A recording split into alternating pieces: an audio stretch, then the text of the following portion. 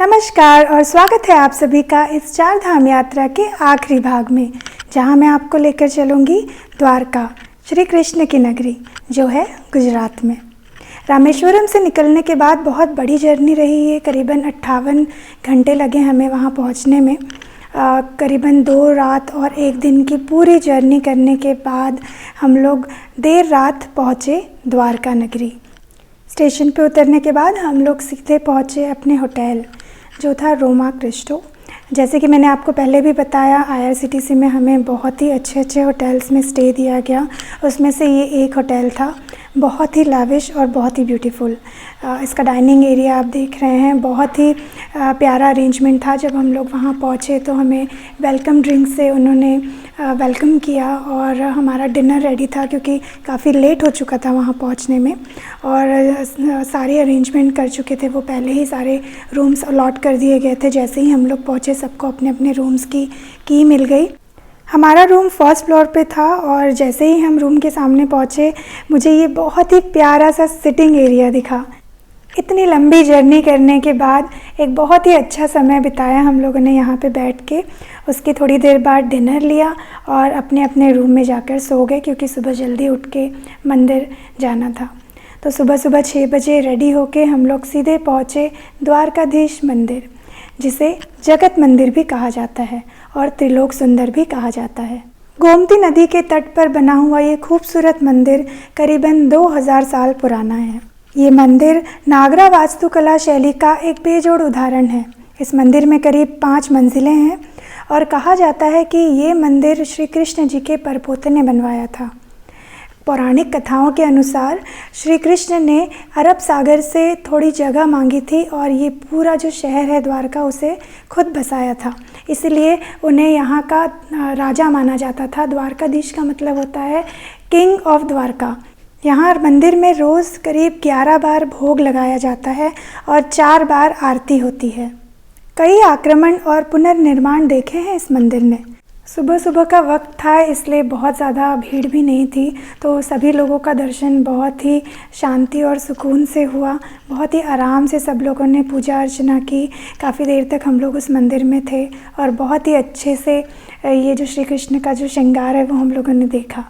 उसके बाद दिन भर तो हमने जो किया वो मैं आपसे शेयर करूँगी ही, पर रात में हम लोग फिर एक बार इस मंदिर में गए और ये जो लाइटिंग्स लगी थी वहाँ पे आप देख सकते हैं, बहुत ही खूबसूरत लगता है रात में ये मंदिर। आसपास बहुत बड़ा सा मार्केट है जहाँ सब लोगों ने मिलकर अच्छे से शॉपिंग की और पूजा से जुड़ी हुई हर सामग्री आपको यहाँ मिल जाएगी।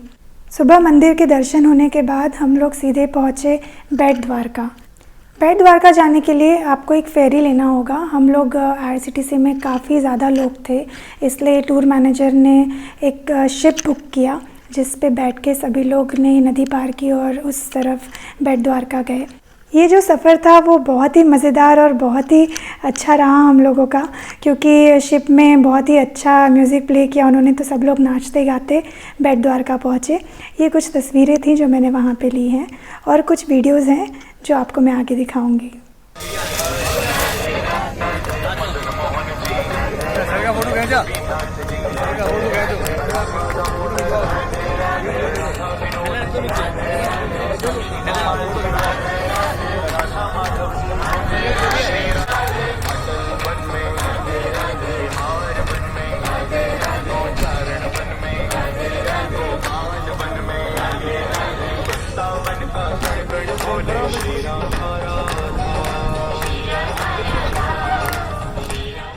तो देखा कैसे मस्ती करते हुए हम लोग पहुँचे बेट द्वारका।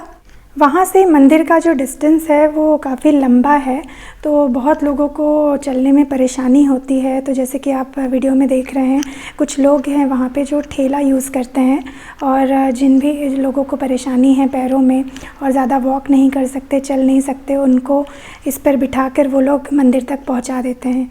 कुछ ज़्यादा चार्ज नहीं है इसका और ये लोग बहुत आराम से आपको बिल्कुल मंदिर के गेट तक इससे पहुंचा देंगे।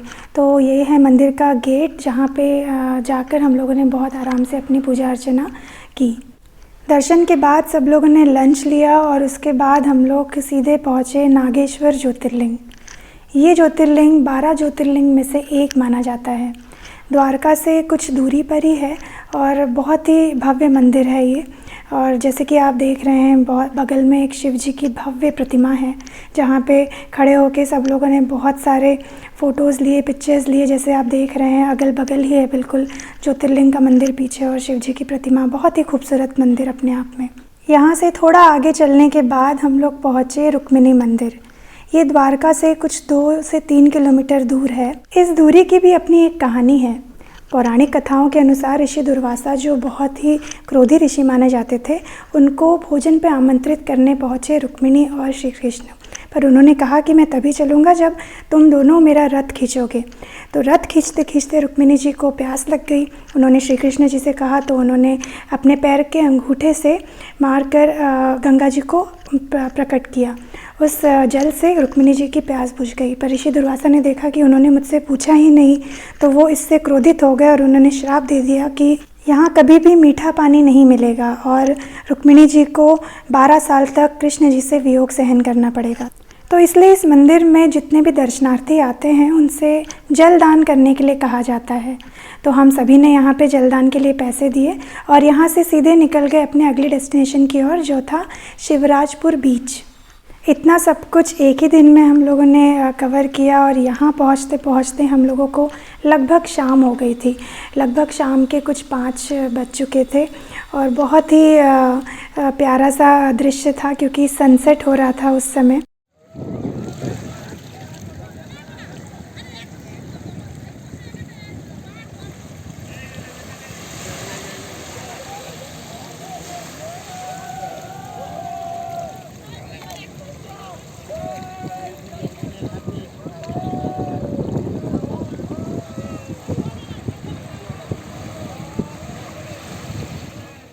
दिन भर की थकान के बाद बहुत ही आराम का अनुभव था। यहाँ पे बीच के सामने सनसेट देखना किसे नहीं अच्छा लगेगा। बहुत ही अच्छा सा समय हम लोगों ने यहाँ पे बिताया। यहाँ पे आपको बहुत सारी राइड्स भी मिल जाएंगी। वाटर राइड्स काफ़ी थी, बहुत लोगों ने वो सारी भी राइड्स की मज़े किए। और जैसे कि आखिरी डेस्टिनेशन था, तो हम लोगों ने काफ़ी आराम से यहाँ पे समय स्पेंड किया। यहाँ से जाने की इच्छा तो किसी की भी नहीं कर रही थी, लेकिन यहाँ से जाकर हमें अपनी पैकिंग करनी थी, क्योंकि रात में ही हमें ऑन बोर्ड होना था अपनी ट्रेन पे। और डिनर करने के बाद सब लोग अपने ट्रेन पे ऑन बोर्ड हुए दिल्ली के लिए, क्योंकि वो वहाँ पे हमारा लास्ट डेस्टिनेशन था। वहाँ से ही सब लोग अपने अपने घर के लिए रवाना होने वाले थे। तो ये जो पूरा सफ़र था ट्रेन का, वो कुछ 8,500 किलोमीटर का था, जहाँ पे चारों धाम इस ट्रेन ने कवर किया। और ये कुछ स्पेशल मोमेंट्स हैं जो मैं आपके साथ शेयर कर रही हूँ। हमारा पूरा ग्रुप टूर था, तो हम सब ने अपनी ग्रुप पिक क्लिक की और ये सारी जो यादें थी इस 15 दिन की अपने अपने कैमरे में कैद कर ली। और आज भी हम लोग एक दूसरे से कनेक्टेड हैं। बहुत ही प्यारा सफ़र रहा ये, और आशा करती हूँ कि आपको भी ये सफ़र जो मैंने 4 एपिसोड में कवर किया वो पसंद आया होगा। दिल्ली पहुँचते ही सब लोग अपने अपने घर की तरफ रवाना हुए नम आँखों से, इसी उम्मीद में कि जल्द मिलेंगे ऐसे ही किसी सफ़र में अगली बार। This is Shweta signing off. Bye bye.